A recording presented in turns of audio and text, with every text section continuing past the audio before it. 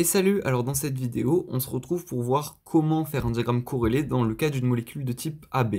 Alors pour rappel, la dernière fois, on avait vu comment faire un diagramme non corrélé, donc ça ressemblait à ça, je vais un peu remonter, comme ça vous le voyez en entier, ça ressemblait à ça. Et maintenant, on va voir donc comment faire celui-ci. Alors je vous invite à regarder les vidéos précédentes, comme ça vous savez comment on en est arrivé à obtenir ce tableau de symétrie là, et ces combinaisons, donc je vais mettre à l'endroit ces combinaisons là, comme ceci. Et donc dans la dernière vidéo, on avait vu pour un tableau non corrélé. Maintenant, on va voir comment repérer les cas dans lesquels c'est corrélé, et justement comment faire ce diagramme corrélé. Alors je ne vais pas réexpliquer le tableau, je l'ai expliqué dans la vidéo précédente, mais ce que je vous propose de faire, c'est de regarder les différences d'énergie.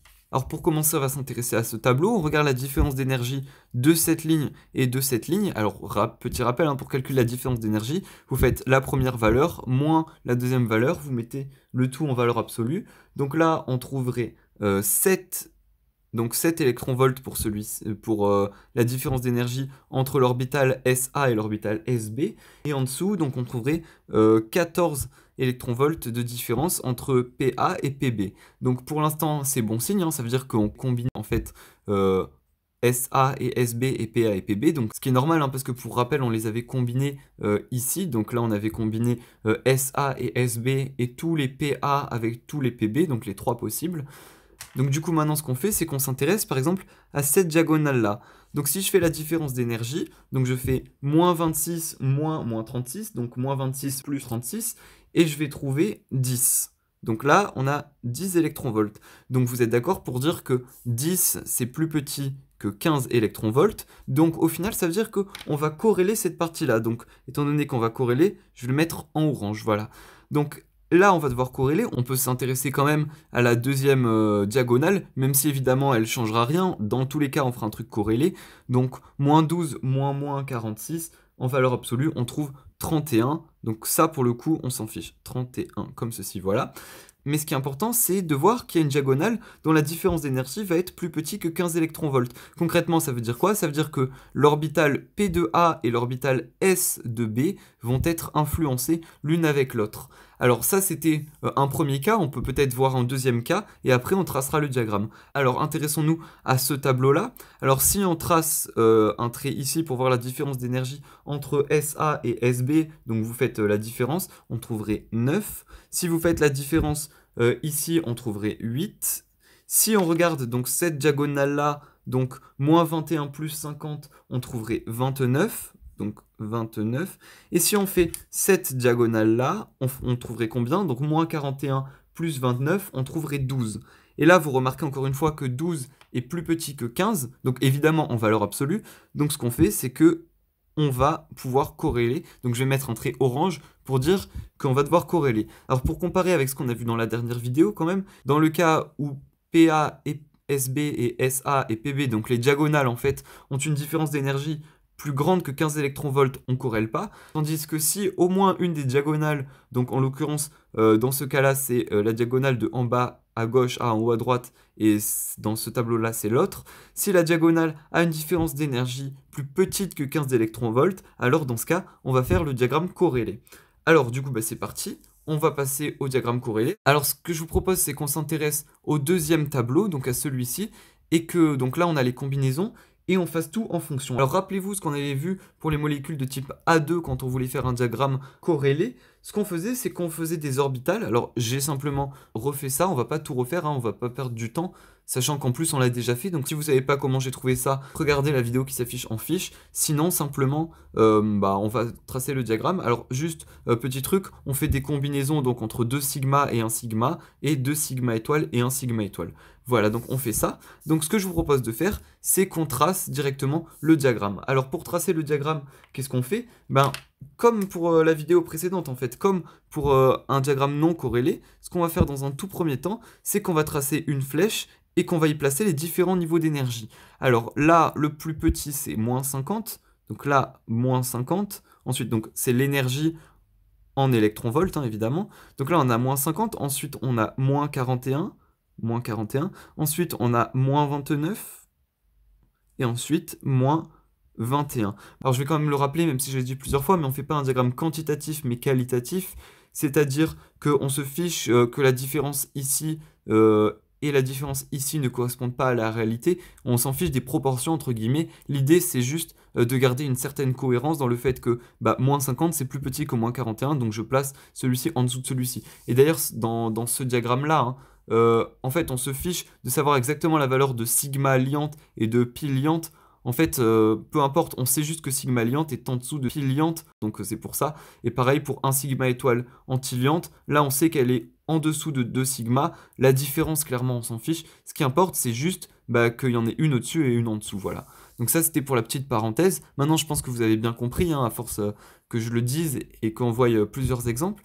Donc du coup, ce qu'on va faire, c'est que maintenant, on va regarder, donc là, on va placer l'atome A, là, on va placer l'atome B ici. Alors juste, je tiens à revenir sur un petit truc. Encore une fois, les valeurs que j'ai prises ici sont absolument arbitraires, hein, mais c'est juste qu'elles sont cohérentes avec quelque chose que vous pouvez trouver dans la réalité. Tout comme A et B, ce sont des atomes arbitraires, hein. Donc A et B, ça correspond par exemple à carbone et oxygène, pour prendre un exemple, hein.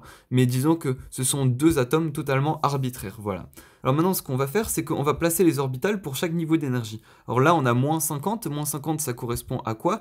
Ça correspond à l'orbital S de la molécule, de l'atome B, pardon. Donc celui-ci, donc S de l'atome B. Là, on a l'atome B, là, on a moins 50, donc je vais placer simplement un trait comme ceci, et je vais faire la représentation de l'orbital S. Donc, alors, pour rappel, hein, là, on est SB, donc 1 SB, 2 SB, 3 SB, n'importe quoi, ça fait toujours une sphère. Donc là, je représente une sphère. C'est pour ça, généralement, je dis, on fait SB, en vrai, ce serait 2 SB, mais concrètement, ça change absolument rien au dessin. Ensuite, à moins 41, qu'est-ce qu'on a? Moins 41, on a l'orbital S de l'atome A, donc je vais faire l'orbital S de l'atome A, ou 3S de l'atome A, hein. Du coup ça fait quand même une sphère comme ceci. Ensuite, qu'est-ce qu'on a? On a moins 29, c'est l'orbital P de l'atome B, donc du coup P, on sait que c'est PX, PY, PZ. Alors je vais encore une fois garder mes codes couleurs, hein. Hop, comme ça vous comprenez bien. Là on a PX, ensuite on a PY comme ceci, et enfin on a PZ ici. Alors évidemment on fait leur représentation. PX, il ressemble à ça, PY, il ressemble à ça, et PZ, il ressemble à ça. Rappelez-vous des vidéos précédentes. Ensuite, on peut faire la même chose, cette fois pour moins 21. Moins 21, on a quoi? On a donc une orbitale P pour l'atome A, donc l'atome A, oups, vous voyez pas, moins 21, du coup on va faire l'orbital P ici. Donc encore une fois, pour rappel, on a PX, donc qui ressemble à ça, voilà. Ensuite, PY, qui ressemble à ceci, et PZ pour finir, qui ressemble à ça, voilà. Alors maintenant, ce qu'on va faire, c'est qu'on va tracer donc toutes les orbitales moléculaires cette fois. Alors là, on aurait la molécule AB, hein, comme ceci. Alors rappelez-vous, c'est corrélé, puisqu'on avait une diagonale dont la différence d'énergie était plus petite que 15 électronvolts. Donc du coup, ce qu'on va faire, c'est que, alors justement là, j'ai le diagramme d'orbital non corrélé. Alors, quand c'est non corrélé, ça ressemble à ça. Quand c'est corrélé, qu'est-ce qui va se passer? Rappelez-vous, dans la vidéo des molécules de type A2, quand c'est corrélé, la liaison sigma, les liaisons sigma du haut, elles vont se décaler et elles vont passer au-dessus des liaisons pi. Donc du coup, cette liaison sigma-là, elle va hop, passer au-dessus et elle va venir ici. Et cette liaison sigma-là, ce qu'on peut dire, c'est qu'elle peut aller encore plus haut et hop, on pourrait la dessiner là, par exemple. Donc du coup, on aura un sigma étoile, ensuite un pi de pi, ensuite deux sigma liantes parce qu'elle passe au-dessus, ensuite un pi étoile, deux pi étoile, ensuite deux sigma étoile qui est un peu plus au-dessus, voilà. Donc du coup, si je redescends sur le diagramme qu'on va faire, qu'est-ce qu'on fait? On va simplement tracer dans un premier temps comme si c'était pas corrélé. Attention, on ne fait pas les dessins étant donné que c'est corrélé. Donc il y a ça et on a ça comme ceci. Donc là, je vais relier ici, ici, ici et ici. Alors ça, ce serait un sigma liante. Et un sigma étoile anti-liante. Mais attention, rappelez-vous hein, que comme on est dans un diagramme corrélé, ce qui se passe, c'est qu'on va utiliser ces valeurs-là. C'est-à-dire qu'à la place d'avoir un sigma étoile, deux sigma étoile, donc qui était en dessous, on va avoir ceux-là, ceux qui sont ici. Alors je vais sortir le 2 sigma étoile du cadre, comme ça, voilà. Donc du coup, on aura un sigma qui ressemble à ça. Donc je vais faire son dessin. Donc un sigma liante qui ressemble à ça, comme ceci, hop et hop. Et ensuite, on aurait un sigma étoile, donc qui est ici, qui ressemble à ça. comme ceci, et du coup on colorie ici et ici. Et ensuite du coup on aurait un sigma étoile Antiliante. donc qui est celle-ci que j'ai reportée ici, voilà. Ensuite qu'est-ce qu'on va avoir? Rappelez-vous, étant donné que c'est corrélé, on va d'abord mettre les liaisons pi. Alors rappelez-vous, les liaisons pi, on a px et py, et pz c'est une liaison sigma, donc ça donnera 2 sigma, donc px et py comme ceci, et ici au-dessus donc px et py comme ceci, et donc évidemment il faudrait relier, hop, hop, ici, ici, et on relie tous les px ensemble, donc hop, hop, hop, et le dernier ici. Alors maintenant il faudrait faire également leur dessin, alors je vais simplement recopier ces dessins là, voilà, donc je vais simplement recopier ces dessins là, qui me donne au final ça. Là j'ai simplement pris ce dessin, je l'ai mis ici, celui-ci ici, celui-ci ici et celui-là ici, voilà. Et enfin, on va faire les liaisons du coup sigma. Donc sigma, c'était avec pz. Donc on va avoir 2 sigma liantes et 2 sigma étoiles antiliantes qu'on va placer au-dessus des liaisons pi, donc là, et du coup celle-ci qui est bien au-dessus, donc comme ceci. On relie également ici et ici et ici comme ceci. Et plus qu'à faire les dessins et les nommer. Alors, cette fois-ci, je vais le faire avec vous. Donc, on a ici 2 sigma liantes, 2 sigma liantes, et là on a 2 sigma étoiles antiliantes, comme ceci. Donc 2 sigma liantes, ça ressemble à ça, donc simplement on recopie le dessin, comme ceci, hop, hop. Et pour 2 sigma étoiles antiliantes, on a ce dessin-là, hop, et hop, voilà. Donc du coup, j'ai pris le dessin de 2 sigma liantes, je l'ai mis là, celui de 2 sigma antiliantes, je l'ai mis là. Et maintenant, qu'est-ce qu'il nous reste à faire? Il nous reste à faire des corrélations, c'est-à-dire à montrer qu'il y a des influences de liaison. Alors peu importe le tableau que vous ayez, que vous ayez celui-ci ou celui-ci, on trouvera en fait un diagramme sous cette forme-là, dans le sens où on aura d'abord un sigma liante, un sigma étoile antiliante, un pi, 2 sigma, un pi étoile, 2 pi étoile, 2 sigma étoile, comme ceci. En fait, un peu comme pour les molécules de type A2, rappelez-vous. Et maintenant, du coup, on va corréler. Alors, qu'est-ce qu'on va corréler? Rappelez-vous ce qu'on avait dit pour les molécules de type A2, ce sont les liaisons sigma qui vont être influencées l'une avec l'autre. Alors, du coup, cette orbitale-là, cette orbitale atomique, elle va former 2 liaisons sigma. Donc, cette orbitale atomique-là, elle va influencer les 2 autres liaisons sigma. Donc, du coup, ce que je peux faire, c'est que je peux faire des traits, donc là, je les fais gris, entre cette orbitale-là et les 2 autres liaisons sigma. Ça marche pareil pour celle-ci. Celle-ci, elle forme une liaison sigma, donc elle va influencer cette liaison sigma et cette liaison sigma. Donc pour représenter ça, je vais faire simplement des pointillés, voilà, des traits qui vont montrer qu'il va y avoir une influence. Enfin, je peux faire la même chose, du coup, regardez, pour l'orbitale atomique PZ, et celle-ci, donc ces deux-là, ces 2 PZ, elles forment 2 liaisons sigma.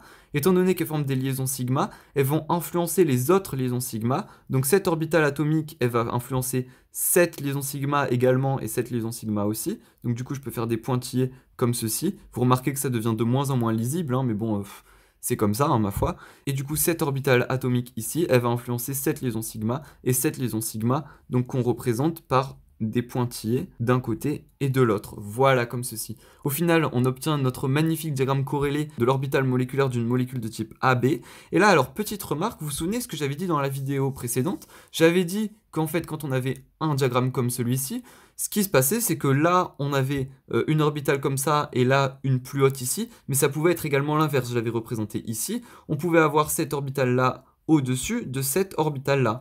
Et là, en fait, c'est un peu le cas, regardez.